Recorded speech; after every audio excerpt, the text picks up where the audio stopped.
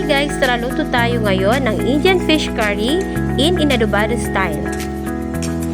Niluto ko muna yung tuna gamit ang luya, paminta, bawang at sibuyas at konting tubig na may kasamang lemon.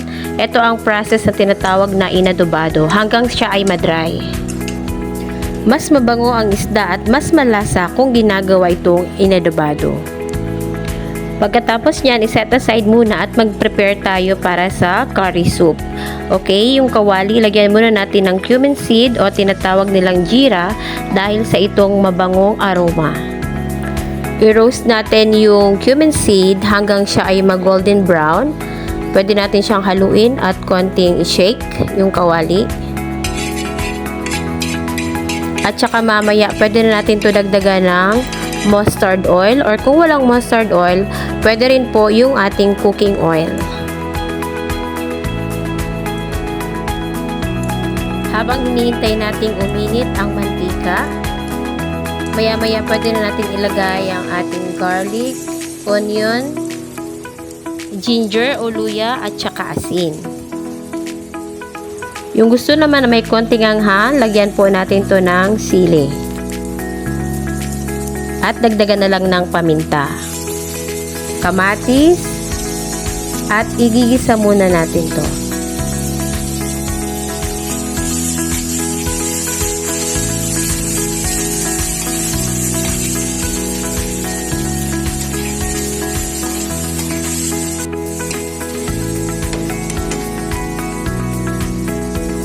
After natin mag-isa yung mga ricado, mamaya lagyan na natin ito ng turmeric powder.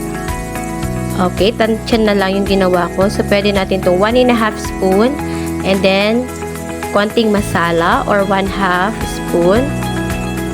At saka chili powder, depende po sa panlasa nyo kung gaano kaanghang, at asin.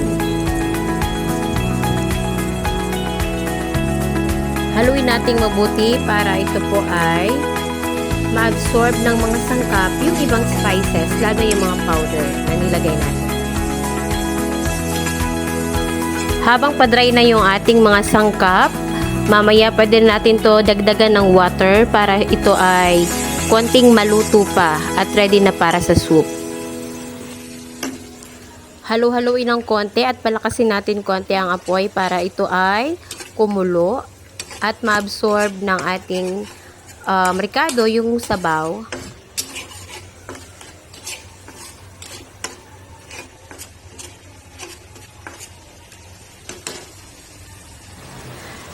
Pakuluin natin to ng aabot ng at least 3 minutes para maluto yung ricado. Pwede natin itong takpan. And after nito, buksan natin ulit habang lutong-luto na yung ating konting soup. Mamaya dagdagan natin ng coconut milk. So ito ay frozen coconut milk na ginamit ko para mas malapot ang ating fish curry. Halu-haluin natin hanggang matunaw ito at dagdagan din natin ng konting water kasi pure itong coconut milk. So kailangan natin dagdagan ito at least half of glass water. And let it boil.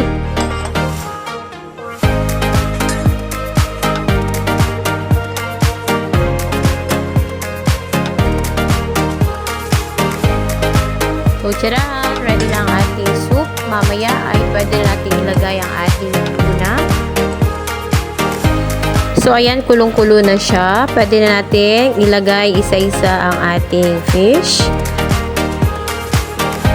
Okay, para ma-absorb ng fish naman ang flavor ng ating Indian curry. At dagdagan pa natin ito ng sili haba para mas may anghang at maganda ang kanyang output. Konting boil muna at takpan natin. At tsaran! Eto na, ready na. Tara kain tayo ng ating Indian fish curry in adobado style. Thank you for watching!